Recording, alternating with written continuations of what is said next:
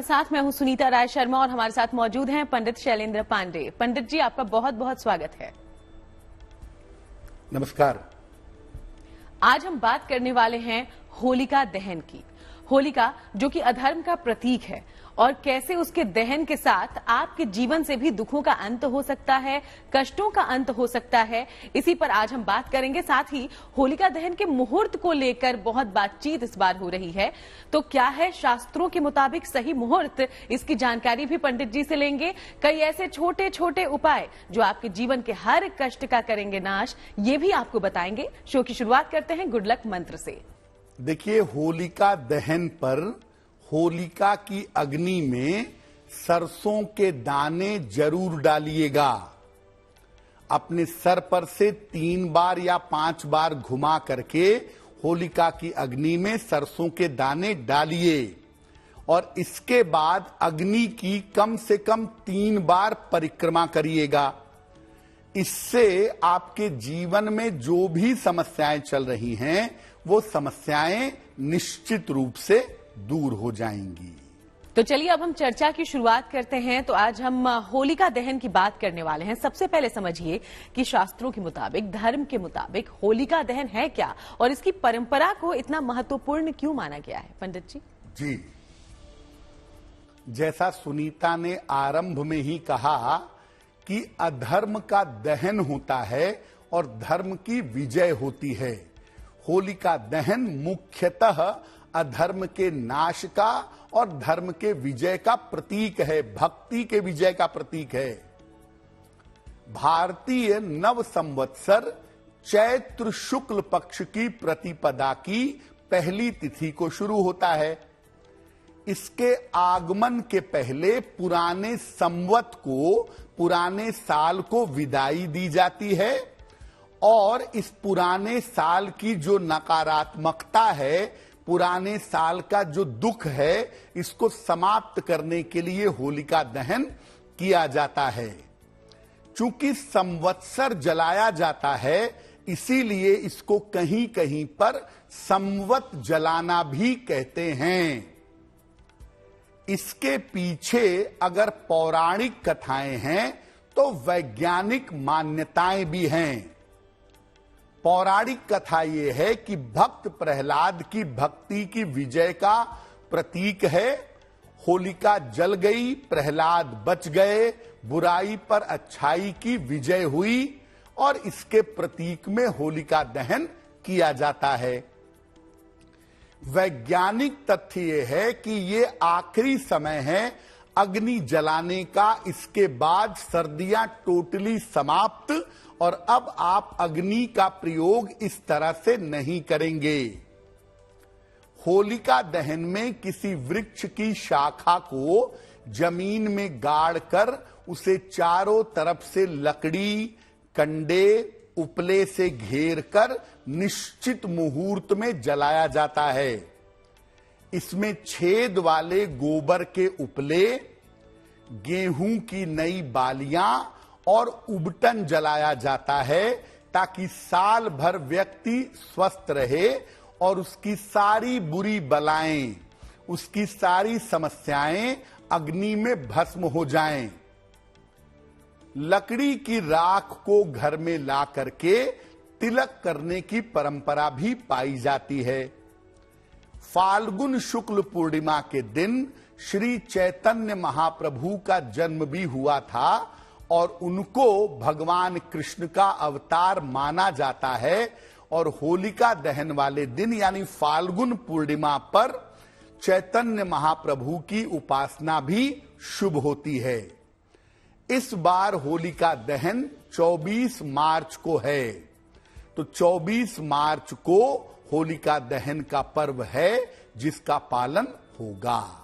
तो होलिका दहन को एक बहुत ही महत्वपूर्ण दिन माना जाता है और इस दिन जुड़े हुए कुछ उपाय अगर आप कर लें तो आपको तमाम कष्टों से मुक्ति मिल सकती है। इसलिए इस खास शो के जरिए हम आप तक वो जानकारियां पहुंचाने के लिए आए हैं। पंडित जी से जान लेते हैं कि होलिका दहन के दिन आपको क्या करना चाहिए और किन बातों का खासतौर पर ध्यान रखना चाहिए।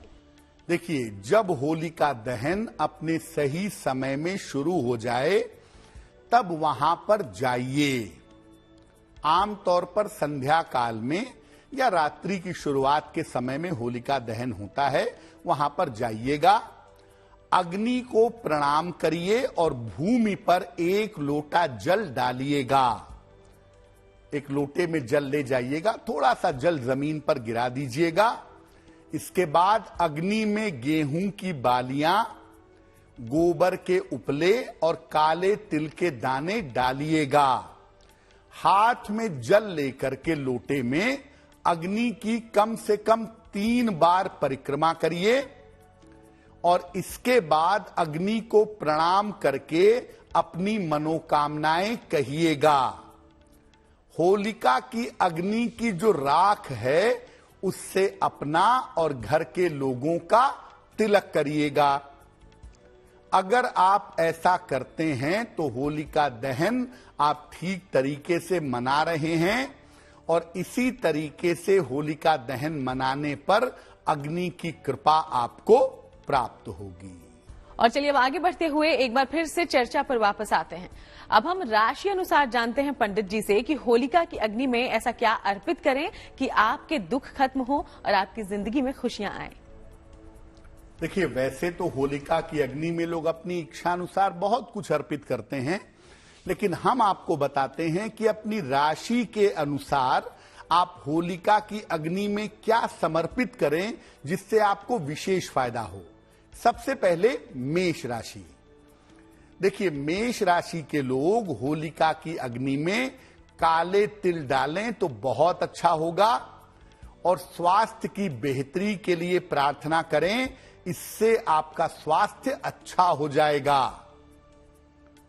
वृषभ राशि, आप होलिका की अग्नि में मक्के का लावा डालिएगा, जिसको पॉपकॉर्न कहते हैं, और इसके बाद अपने दांपत्य जीवन को बेहतर करने के लिए प्रार्थना करिएगा, आपको लाभ होगा।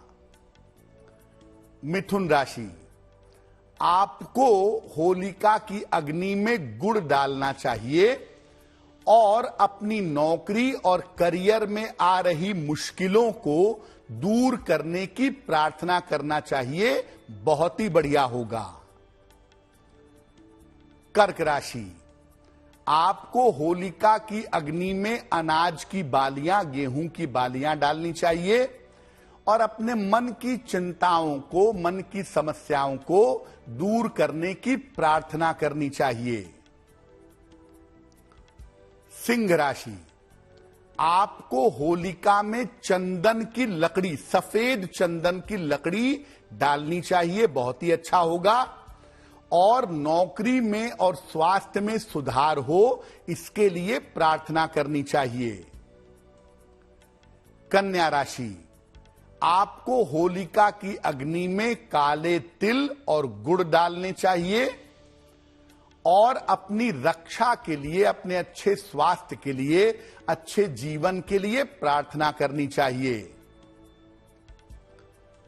तुला राशि, आपको होलिका की अग्नि में पीली सरसों डालनी चाहिए और अपने चंचल मन को बेहतर करने की प्रार्थना करनी चाहिए, अच्छा रहेगा।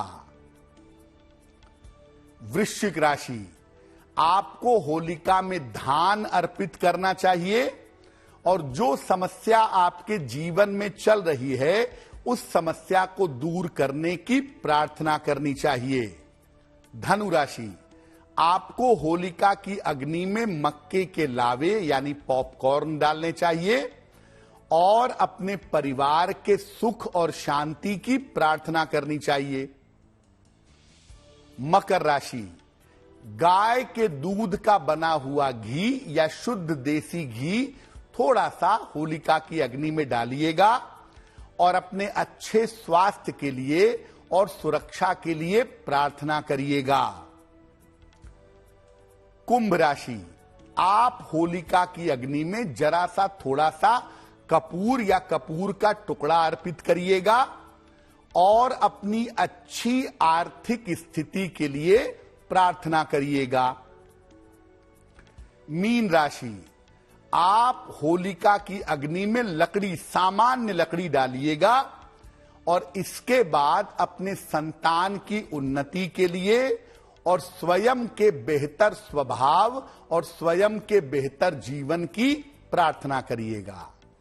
वैसे तो आप होलिका की अग्नि में काले तिल, सरसों के दाने, चंदन की लकड़ी, कपूर, लौंग, इलायची ये सब डाल सकते हैं, लेकिन अगर आप अपनी राशि के अनुसार अग्नि में चीजों को अर्पित करेंगे तो उससे आपको विशेष लाभ होगा। तो राशि अनुसार आपने पूरी जानकारी ले ली है। कुछ और ऐसे उपाय हैं, कुछ और ऐसी बातें हैं जिसका अगर आप ध्यान रखें और खासतौर पर मुहूर्त को लेकर अगर आप सही जानकारी रखें तो आपको बहुत फायदा हो सकता है। जिसे जान लेते हैं कि इस बार होलिका दहन के मुहूर्त को लेकर जो दुविधा है, जो समस्या है, उस पर थोड़ी जानकारी दें। सही मुहूर्त क्या है? देखिए, होलिका की अग्नि को प्रज्वलित करने का या होलिका दहन करने का शुभ समय होता है जब आप अग्नि का आवाहन करेंगे तो मुहूर्त बड़ा महत्वपूर्ण हो जाता है। देखिए, विवाह भी अग्नि के फेरे लेकर ही होता है, इसीलिए विवाह का मुहूर्त इंपॉर्टेंट है। अगर अग्नि का आवाहन वहां ना हो तो मुहूर्त बहुत इंपॉर्टेंट नहीं रहेगा। अग्नि दुनिया की सबसे पवित्र चीज है और अग्नि में कोई भी चीज डालेंगे वो अग्नि में ही परिवर्तित हो जाएगी, अग्नि उसको अपने समान बना देगी। इसीलिए अग्नि को सबसे ज्यादा पवित्र माना गया है। अब मुहूर्त को कैसे समझें इस बार के? देखिए, होलिका दहन जो होता है वो होता है फाल्गुन शुक्ल पक्ष की पूर्णिमा तिथि को। इसमें यह ध्यान रखा जाता है कि होलिका दहन भद्रा काल में ना हो।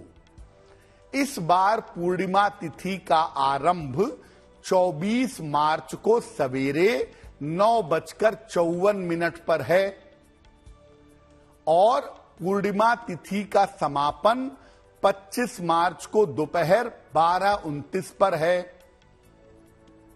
पूर्णिमा तिथि के आरंभ के साथ ही भद्रा का आरंभ भी है, जो रात को 11:13 तक रहेगी। यानी भद्रा 24 तारीख को रात 11:13 तक है। अब जो लोग शुद्ध रूप से चाहते हैं कि भद्रा बिल्कुल न रहे तब हम होलिका दहन करें, वो लोग 24 मार्च को रात 11:13 के बाद होलिका दहन करें। लेकिन अब इसमें शास्त्र क्या कहता है, ज्योतिष की मान्यता क्या है? 24 मार्च को दोपहर 2:21 पर चंद्रमा कन्या राशि में प्रविष्ट हैं। कन्या के चंद्रमा में भद्रा पाताल लोक में रहती है और भद्रा के पाताल में रहने पर धरती पर कार्य किए जा सकते हैं। भद्रा जब धरती पर रहती है तो धरती पर काम नहीं हो सकते, लेकिन जब वो दोपहर 2:21 पर पाताल में प्रविष्ट है तो आप क्यों समझते हैं कि धरती पर कार्य नहीं करेंगे? आप कर सकते हैं। इसीलिए वास्तव में 24 मार्च को संध्या काल में भी होलिका दहन कर सकते हैं, क्योंकि भद्रा जिसकी आप चिंता कर रहे हैं वो भद्रा पाताल लोक में है और संध्या को जब भद्रा पाताल में है तो होलिका दहन में पाताल में भद्रा होने की वजह से भद्रा का दोष नहीं रहेगा। तो पंडित जी, हमने होलिका दहन की अग्नि में राशि अनुसार क्या डाल सकते हैं ये जानकारी तो ले ली है, लेकिन अगर मन में कोई खास हमारे ये हो कि मनोकामना हमारी ये पूरी हो जाए, उसके लिए क्या किया जा सकता है? कोई विशिष्ट चीज भी है क्या? जी देखिए, बहुत बार ऐसा होता है कि कोई ऐसी मनोकामना आप किसी को बताएंगे नहीं, आप किसी को कहेंगे नहीं, लेकिन आप चाहते हैं मनोकामना पूरी हो जाए, मेरी शादी इससे हो जाए, या मुझे यही वाली नौकरी मिल जाए, या मेरा प्रमोशन इस बार जरूर हो जाए, या मेरा जो कर्जा है वो एकदम उतर जाए। कोई ऐसी मनोकामना जो आप चाहते हैं कि ईश्वर जरूर उसे पूरा करे। हवन सामग्री बाजार में रेडीमेड मिलती है। एक छोटा सा हवन सामग्री का 50 ग्राम या 100 ग्राम का पैकेट ले आइएगा, पहले घर पे ले आके रख लीजिए। उसमें उसी मात्रा में जितना हवन सामग्री लाए हैं 50 ग्राम या 100 ग्राम, उतना ही काला तिल और उतना ही जौ मिला लीजिए और इसमें देसी घी मिला के अच्छी तरह से मिक्स कर लीजिए। अब इस हवन सामग्री को किसी पात्र में ले जाइएगा और होलिका की अग्नि के सामने खड़े होकर पात्र में हवन सामग्री ले लीजिएगा और पहले प्रार्थना करिए अपने मन में जो भी आपकी मनोकामना है उसके लिए, और उसके बाद एक बार में सारी हवन सामग्री को होलिका की अग्नि में डाल दीजिएगा। बड़ा अद्भुत और बड़ा कारगर उपाय है। अगर कोई जेन्युइन मनोकामना होगी, कोई सही तरीके से पूरी होने वाली मनोकामना होगी, तो इस उपाय से यह मनोकामना जरूर पूरी होगी। और चलिए अब बारी है आज की जिज्ञासा की, और जिज्ञासा में सवाल ये है कि क्या नववधु जो है पंडित जी, नवविवाहिता है, उसे होलिका दहन नहीं देखना चाहिए? खासतौर पर कहते हैं कि अपनी सास के साथ एक ही घर में रहकर बिल्कुल नहीं देखना चाहिए। देखिए, देखना तो नहीं चाहिए। नववधु को, नवविवाहिता को होलिका दहन नहीं देखना चाहिए। क्यों? माना जाता है कि नववधु को होलिका दहन की जगह से दूर रहना चाहिए।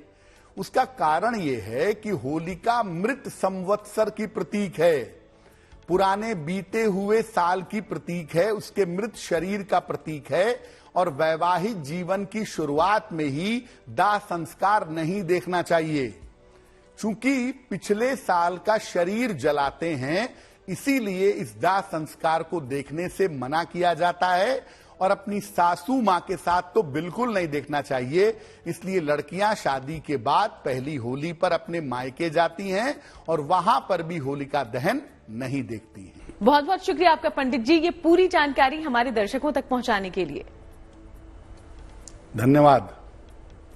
तो चलिए, यूं ही आप सबसे मुलाकात होती रहेगी, अलग अलग विषयों पर हमारी चर्चाएं भी जारी रहेंगी। फिलहाल शो में इतना ही, लेकिन देश दुनिया की बाकी तमाम अच्छी खबरों के लिए आप देखते रहिएगा GNT।